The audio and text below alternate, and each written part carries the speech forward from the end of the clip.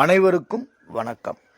இன்று நாம் 6ஆம் வகுப்பு முதல் பருவம் தமிழ் இயல் 2 சிறகின் ஓசையை பற்றி பார்க்க இருக்கிறோம். இப்பாடத்தில் முக்கியமானதை மட்டும் நாம் பார்க்கலாம். பறவைகள் ஓர் இடத்தை விட்டு மற்றொரு இடத்திற்கு இடம்பெயர்தலை எவ்வாறு சொல்வோம்? வலசை போதல். பறவைகள் இடம்பெயர்தலை தான் நம்ம வலசை போதல் அப்படின்னு சொல்றோம். பெரும்பாலும் எந்த வகையான பறவைகள் வலசை போகின்றன? நீர்வாழ் பறவைகள். பெரும்பாலும் நீர்வாழ் பறவைகள் தான் வலசை போகின்றன. எதற்காக இடம் விட்டு இடம் பறவைகள் வலசை போகின்றன? உணவு, இருப்பிடம், தட்பவெட்ப நிலை மாற்றம், இனப்பெருக்கம் ஆகியவற்றுக்காக பறவைகள் இடம்பெயர்கின்றன. நிலவு, விண்மீன், புவியீர்ப்பு புலம் ஆகியவற்றை அடிப்படையாக கொண்டே பறவைகள் இடம்பெயர்கின்றன. பொதுவாக எந்தெந்த திசைகளிலிருந்து பறவைகள் வலசை போகின்றன? வடக்கிலிருந்து தெற்கு நோக்கியும் மேற்கிலிருந்து கிழக்கு நோக்கியும் பறவைகள் வலசை போகின்றன. பறவைகள் வலசை போகும் பொழுது எதற்காக தரை இறங்குகின்றன? இறை, ஓய்வு போன்ற தேவைகளுக்காக தரை இறங்கும். வலசையின் போது பறவையின் உடலில் ஏற்படும் மாற்றங்கள் என்ன? தலையில் சிறகு வளரும், இறகுகளில் நிறம் மாறும், உடலில் கற்றையாக முடி வளரும். கப்பல் பறவைன்னு ஒன்று இருக்கு. இந்த கப்பல் பறவையை பற்றி கொஞ்சம் சொல்லுங்களேன். சிறகடிக்காமல் கடலையும் தாண்டி பறக்கும் பறவை கப்பல் பறவை. இதற்கு ஆங்கிலத்தில் ஃப்ரைகேட் பேர்ட். இது தரையிறங்காமல் 400 கிலோமீட்டர் வரை பறக்கும். இது கப்பல் கூழைக்கடா, கடற்கொள்ளை பறவை என்றும் அழைக்கப்படுகிறது. கப்பல் பறவையின் வேறு பெயர்கள் என்ன? கப்பல் கூழைக்கடா, கடற்கொள்ளை பறவை. ஆங்கிலத்தில் ஃப்ரைகேட் பேர்ட். கப்பல் பறவை எத்தனை கிலோமீட்டர் வரை தரையிறங்காமல் பறக்கும்? 400 கிலோமீட்டர். ஏறத்தாழ 1500 ஆண்டுகளுக்கு முன்பு வாழ்ந்த சத்திமுத்த புலவர் நாராய் நாராய் செங்கால் நாராய் என்னும் பாடலை எழுதியுள்ளார். நாராய் நாராய் செங்கல் நாராய் எனும் பாடலை எழுதியவர் யார்? சத்திமுத்த புலவர். சத்திமுத்த புலவர் எத்தனை ஆண்டுகளுக்கு முன்பு வாழ்ந்தவர்? 1500 ஆண்டுகளுக்கு முன்பு வாழ்ந்தவர். சத்திமுத்த புலவர் எழுதிய பாடலில் உள்ள தென் திசைக்கு குமரி ஆடி வடதிசைக்கு ஏகுவீர் ஆயின், தென் திசைக்கு குமரி ஆடி வடதிசைக்கு ஏகுவீர் ஆயின் என்னும் அடிகள் பறவைகள் வலசை வந்த செய்தியை குறிப்பிடுகின்றன. ஐரோப்பாவில் இருந்து தமிழகத்திற்கு செங்கால் நாரைகள் வருவது தற்போதைய ஆய்விலும் உறுதிப்படுத்தப்பட்டு உள்ளது.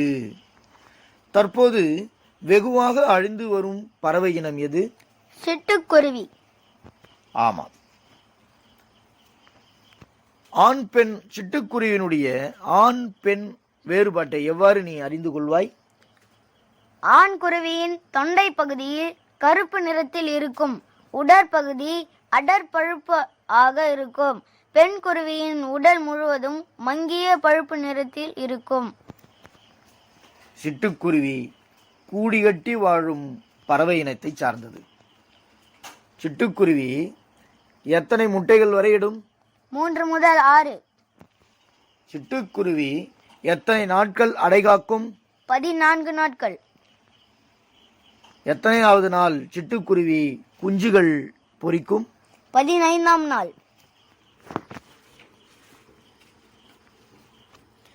சிட்டுக்குருவிகள் இமயமலை தொடரில் எத்தனை மீட்டர் உயரத்தில் கூட வாழ்கின்றன? 4000 மீட்டர் உயரத்தில்.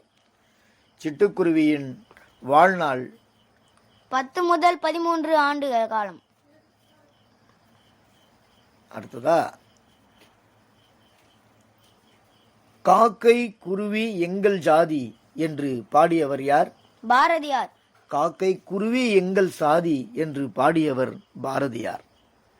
சமைப்பதற்கு ஒரு நாள் தம் மனைவி வைத்திருந்த சிறிதளவு அரிசியையும் முற்றத்தில் இருந்த சிட்டுக்குருவிகளுக்கு மகிழுடன் போட்டுவிட்டாராம் பாரதியார். இப்பேற்பட்ட உள்ளம் கொண்டவர் பாருங்க. இந்தியாவின் பறவை மனிதரை பற்றி பார்ப்போம். இந்தியாவின் பறவை மனிதர் யார்? டாக்டர் சலீம் அலி. இன்றைய பறவையியல் ஆய்வாளர்களுக்கு முன்னோடியாக இருந்தவர் தான் டாக்டர் சலீம் அலி. தம் வாழ்நாள் முழுவதும் பறவைகளை பற்றி ஆராய்ச்சி செய்வதிலும் அவற்றை படம் பிடிப்பதிலும் ஈடுபட்டவர் தான் டாக்டர் சலீம் அலி. அதனால் இந்தியாவின் பறவை மனிதர் என்று அழைக்கப்படுபவர் டாக்டர் சலீம் அலி. பறவைகள் குறித்து பல நூல்களை எழுதியுள்ளார். டாக்டர் சலீம் அலி தன் வாழ்க்கை வரலாற்று நூலுக்கு சிட்டுக்குருவியின் வீழ்ச்சி, ஆங்கிலத்தில் த ஃபால் ஆஃப் ஸ்பேரோ என்று பெயரிட்டுள்ளார். சிட்டுக்குருவியை பத்தி ஒரு கவிதை சொல்லுங்களேன். மனிதன் இல்லாத உலகில் பறவைகள் வாழ முடியும், பறவைகள் இல்லாத உலகில் மனிதன் வாழ முடியாது. ஆஹா ஆஹா, மீண்டும் ஒரு முறை சொல்லுங்களேன். மனிதன் இல்லாத உலகில் பறவைகள் வாழ முடியும், பறவைகள் இல்லாத உலகில் மனிதன் வாழ முடியாது என்றவர் யார்? டாக்டர் சலீம் அலி. டாக்டர் சலீம் அலி. ஆர்டிகாலான்னு ஒரு பறவை, அதை பத்தி உங்களுக்கு தெரியுங்களா? கொஞ்சம் ஆர்டிகாலா பத்தி சொல்லுங்களேன். உலகிலேயே நெடுந்தொலைவு பயணம் செய்யும் பறவை ஆர்டிகாலா.